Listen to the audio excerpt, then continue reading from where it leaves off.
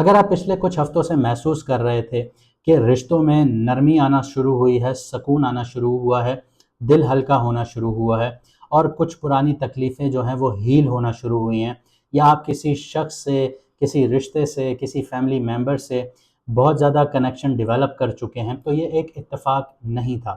क्योंकि वीनस जो था वो कैंसर में था, और कैंसर में जब भी वीनस होता है तो ये दिल को सुकून देने की कोशिश करता है, और ये मैंने बातें आपको पिछली वीनस के ट्रांज़िट में बताई थी। लेकिन अब वीनस जो है वो ट्रांज़िट कर रहा है 5 जुलाई को लियो में, और लियो में उसका इंतज़ार कर रहा है केतु। तो ये कोई आम ट्रांज़िट नहीं होगा।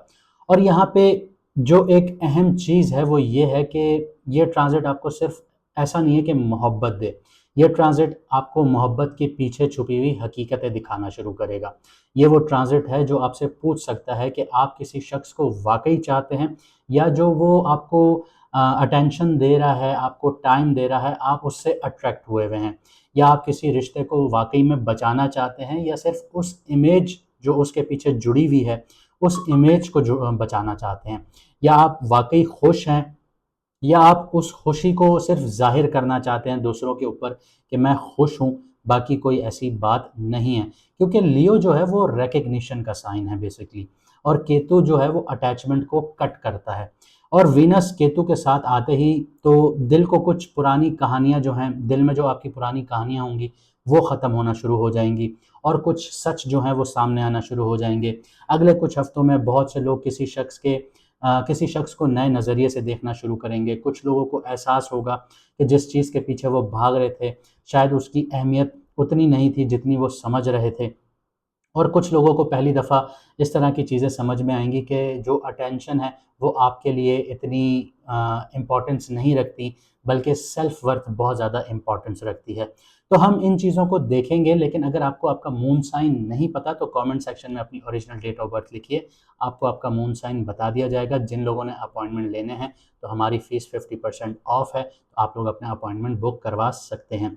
इंटरनेशनल जो क्लाइंट्स हैं उनके लिए ऑफ नहीं होगा, क्योंकि यहाँ पे जो चार्जेस हैं वो थोड़े से चेंज होंगे। इसके अलावा आप लोगों को अगर कोई तकलीफ़ है, आपके करियर से रिलेटेड आप जानना चाहते हैं कि आपको कौन-सा पाथ चूज़ करना चाहिए, फैमिली के इश्यूज़ हैं, घर के इश्यूज़ हैं, अगर आप लोग सदक़े वगैरह से आप लोग उनको रिज़ॉल्व करवाना चाहते हैं, तो आप लोग अपॉइंटमेंट बुक करवा सकते हैं। तो आइए वीडियो को शुरू करते हैं, देखते हैं वीनस का जो ट्रांज़िट है, केतु के साथ जो कंजंक्शन है, आपके मून साइन से आपके ऊपर कितना इम्पैक्टफुल होने जा रहा है, और आपके लिए क्या कहानियाँ खोलने जा रहा है। तो बात करते हैं जेमिनी मून साइन वालों की। जैसे पिछले कुछ हफ्तों में वीनस मैंने आपको बताया था कि कैंसर में था, तो आपका फ़ोकस जो था वो ज़्यादा सेल्फ वर्थ पर था, फैमिली पर था, फैमिली वैल्यूज़ पर था, इमोशनल सिक्योरिटीज़ पर था। शायद आपने पैसे, रिलेशनशिप्स या अपनी पर्सनल प्रायोरिटीज़ को लेकर कुछ इम्पोर्टेंट रियलाइज़ेशंस भी की होंगी। लेकिन अब कहानी, जैसे मैंने आपको बताया, एक नया मोड़ लेने वाली है, क्योंकि 5 जुलाई को वीनस ट्रांज़िट कर रहा है, और केतु वहाँ पे पहले ही बैठा है लियो में। और लियो आपका थर्ड हाउस है, यानी कम्युनिकेशन का घर है, आपकी करेज का घर है, हिम्मत का घर है, स्किल्स का घर है, सेल्फ एफर्ट्स का घर है, आपके बहन-भाइयों का घर है, कंटेंट क्रिएशंस का घर है, मार्केटिंग का घर है, और डेली इंटरैक्शंस का घर है, जहाँ पे आप नेटवर्किंग डेवलप करते हैं। तो ये घर एक्टिवेट हो रहा है। लेकिन जैसे मैंने आपको कहा कि वीनस यहाँ पे अकेला नहीं है, केतु साथ बैठा हुआ है। तो वीनस की 7वीं नज़र जो है वो आपके 9th हाउस पर पड़ रही है। वहाँ पर राहु बैठा हुआ है। यानी जो अगले कुछ हफ्तों में कहानी कुछ ऐसी होगी कि आप जो जानते हैं, या फिर जो ज़िंदगी आपको सिखाना चाहती है, इन दोनों के दरमियान आपसे ज़िंदगी आपको लेकर चलेगी। थर्ड हाउस की एक्टिवेशन जो है वो आपकी आवाज़ बदल सकती है इस टाइम पीरियड में, क्योंकि आप लोग वैसे ही कम्युनिकेशन की राशि होते हैं। वीनस थर्ड हाउस में आते ही आपकी कम्युनिकेशन में एक सॉफ्टनेस पैदा करेगा, चार्म होगा, अट्रैक्शन लेकर आएगा। लोग आपकी बात को सुनना पसंद करना शुरू करेंगे, आपके आइडियाज़ को एप्रिसिएशंस मिलना शुरू होंगी। अगर आप कंटेंट क्रिएशंस में हैं, राइटिंग में हैं, टीचिंग में हैं, सेल्स से जुड़े हुए हैं, मार्केटिंग में हैं, या सोशल मीडिया से जुड़े हुए हैं, तो ये ट्रांज़िट आपके लिए काफ़ी इम्पॉर्टेंट रहेगा। लेकिन जैसे मैंने आपको कहा कि केतु भी यहाँ पे बैठा हुआ है, तो एक इंटरेस्टिंग चीज़ यहाँ पे डेवलप होती है कि आप अचानक महसूस करना शुरू होंगे कि हर डिबेट जीतना ज़रूरी नहीं है आप लोगों के लिए, हर ओपिनियन प्रूव करना ज़रूरी नहीं है आप लोगों के लिए, हर कन्वर्सेशन में आप अपनी प्रेजेंस दिखाएं वो ज़रूरी नहीं है आप लोगों के लिए। ये ट्रांजिट कम्युनिकेशन को कम नहीं करेगा, ये कम्युनिकेशन को मैच्योर करेगा आप लोगों के लिए, ताकि आप लोगों की जो बात होगी उसका वज़न जो है वो देखने को मिलेगा कि उसका वज़न कितना है आपकी बात का, और उसको सामने जब आप रखेंगे तो लोग आपकी बात को मानेंगे भी। इधर स्किल्स और एफर्ट्स की भी बात की जाए तो थर्ड हाउस जो है वो सेल्फ एफर्ट्स का घर है, आपके स्किल्स का घर है। यहाँ पे वीनस और केतु जो है वो पुराने स्किल्स को रिफाइन करने या किसी नए स्किल्स को सीखने की तरफ आपको लेकर जा सकते हैं। लेकिन डिफरेंस ये है कि आप ये काम जो है वो अप्रूवल के लिए नहीं करेंगे, आप ये काम ग्रोथ के लिए करना शुरू करेंगे, और यही इस ट्रांजिट की सबसे बड़ी स्ट्रेंथ है। क्योंकि आप लोग एक चीज़ देख रहे होंगे कि 10th हाउस आपका डैमेज हो रहा है, यानी आपका करियर डैमेज हो रहा है। जो लोग नौकरी पेशा थे उनको वहाँ पे मुश्किलात आ रही होंगी, कुछ लोगों की नौकरियाँ जा रही होंगी, घर की लाइफ इम्बैलेंस हो रही होगी।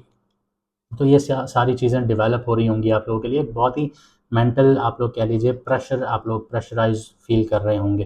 तो यहाँ पे आप लोगों को स्किल्स पर अब बहुत ज़्यादा काम करना होगा, और ये आपके लिए सपोर्टिव भी होगा। सिबलिंग्स और आपके क्लोज सर्कल की बात की जाए, क्योंकि थर्ड हाउस जो है वो इनिशिएटिव्स का घर है, और जेमिनी वाले जो होते हैं आप लोग, यानी वो सिबलिंग्स और क्लोज फ्रेंड से रिलेटेड कोई इंपॉर्टेंट आप लोगों को इस टाइम पीरियड में रियलाइजेशंस फील होना शुरू होंगी, किसी रिश्ते की हकीकत ज़्यादा क्लियर होना शुरू हो जाएगी, किसी पुरानी मिसअंडरस्टैंडिंग्स का सलूशन मिल सकता है इस टाइम पीरियड में, या फिर आप किसी कनेक्शन में इमोशनल डिस्टेंस महसूस कर सकते हैं। केतु यहाँ सुपरफिशियल बॉन्ड्स को टेस्ट करना शुरू करेगा आप लोगों के लिए, और जेन्युइन बॉन्ड जो हैं वो और ज़्यादा मजबूत होना शुरू हो जाएंगे आपके लिए। वीनस की 7वीं नज़र देखें तो एक्वेरियस पर पड़ती है, वो आपका 9th हाउस है, वहाँ पे राहु बैठा हुआ है, और जो आपका 9th हाउस है वो आपकी डेस्टिनी है, आपकी हायर लर्निंग है, आपके लॉन्ग डिस्टेंस ट्रैवल हैं, बिलीव्स हैं, फिलॉसफी है, फ्यूचर डायरेक्शंस हैं। और यहाँ राहु, जैसे मैंने आपको बताया, बैठा हुआ है, तो राहु आपको नए एक्सपीरियंसेस की तरफ खींचना शुरू करेगा, नए आइडियाज़, नए लोग, नए बिलीव्स, नई अपॉर्चुनिटीज़। लेकिन वीनस जैसे थर्ड हाउस में केतु के साथ कंजंक्शन में है, तो वो आपसे एक इस तरह से आप कह लीजिए कि सवालात पूछेगा, या आपके मन में एक इस तरह से चीज़ें जनरेट होंगी कि क्या आप वाक़ई चीज़ों को सीख रहे हैं या सिर्फ़ इन्फॉर्मेशन कलेक्ट कर रहे हैं, क्योंकि आपकी राशि जो है वो सिर्फ़ इन्फॉर्मेशन पर चल रही होती है। ये बहुत पावरफुल लेसन होगा आप लोगों के लिए। नॉलेज और विज़डम एक चीज़ नहीं होते, इस चीज़ को आप लोग दिमाग में बिठाना शुरू कीजिए। ट्रैवल और एक्सपेंशंस की बात की जाए, क्योंकि 9th हाउस आपका ट्रैवलिंग का घर है, तो यहाँ पे आप लोगों के लिए ट्रैवल अपॉर्चुनिटीज़ आना शुरू होंगी। एजुकेशन अगर आप लोग हासिल करना चाहते हैं, हायर एजुकेशन यानी पोस्ट ग्रेजुएशंस वगैरह आप लोग हासिल करना चाहते हैं, तो अब आप लोग यहाँ पे ट्रैवलिंग कर सकते हैं अपनी पोस्ट ग्रेजुएशंस के लिए। एजुकेशन यहाँ पे आपको सपोर्ट करेगी, कोर्सेज सीखना चाहते हैं उसके लिए भी ट्रैवलिंग हो सकती है। मेंटोरशिप अगर आप लोग किसी की लेना चाहते हैं तो वो आपको सही गाइडेंस मिलना शुरू हो सकती है। लेकिन याद रखिएगा कि राहु बैठा हुआ है, तो ये टॉक्सिक भी होता है, और राहु जो है वो ज़हर होता है, तो आपको यहाँ पे गलत डायरेक्शन पर भी लेके जाया जा सकता है। तो इसीलिए कहते हैं कि सिर्फ इन्फॉर्मेशन और नॉलेज दोनों फ़र्क है। अगर आप नॉलेज बेस्ड अपने टीचर को जज करेंगे तो आप लोगों को सही डायरेक्शन मिलेगी, और अगर आप सिर्फ इन्फॉर्मेशन बेस्ड अपने टीचर को फॉलो करेंगे तो आपको गलत टीचर भी, मेंटोर भी मिल सकता है। अब इन्फॉर्मेशन कैसे आपको मिलेगी? किसी दूसरे के कहे हुए पे आप चल सकते हैं कि भाई वो फ़लाँ टीचर है, फ़लाँ मेंटोर है, वो बहुत अच्छा सिखाता है, हालाँकि उसको अच्छा समझ में आ रहा है, आपको समझ में नहीं आएगा।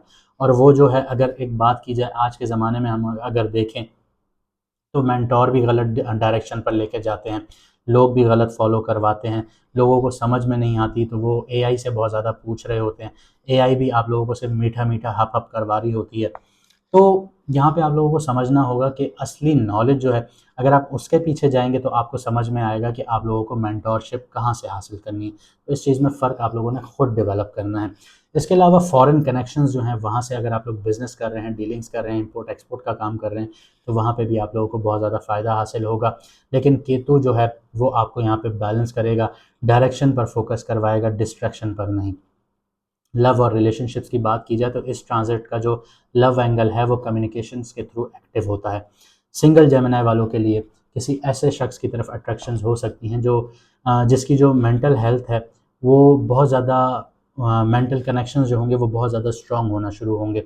यहाँ पे आप लोगों के साथ जो कन्वर्सेशंस हैं वो अट्रैक्शंस का सोर्स बन सकती हैं आप लोगों के लिए। कमिटेड लोगों के लिए बात की जाए तो कम्युनिकेशन स्टाइल रिलेशनशिप की क्वालिटी डिसाइड करेगा।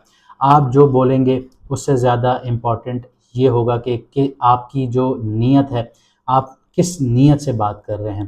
तो यहाँ पे इस चीज़ का आप लोगों ने डिफरेंस खुद अपने अंदर पैदा करना है कि आपके अल्फाज और आपकी नीयत, ये दो चीज़ें अगर आप इन दोनों चीज़ों में फ़र्क महसूस कर गए और आप समझ गए, तो वही चीज़ आप लोगों के लिए डेवलप होगी। यही आपका जो रिलेशनशिप है उसकी क्वालिटी को डिसाइड करेगा।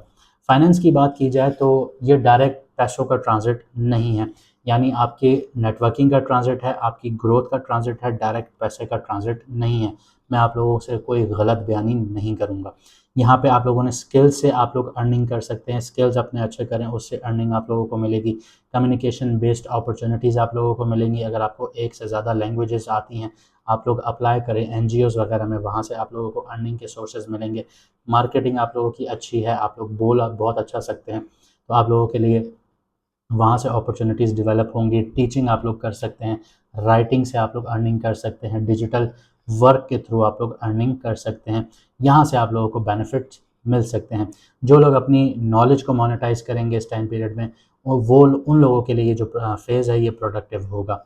जेमिनी की बात की जाए कि जेमिनी के लिए ये ट्रांज़िट जो है वो कितना और क्या पैगाम लेकर आ रहा है, तो ये ट्रांज़िट जो है वो आपको हर ये सिखाएगा कि हर इन्फॉर्मेशन जो है वो वैल्यूएबल नहीं होती आप लोगों के लिए।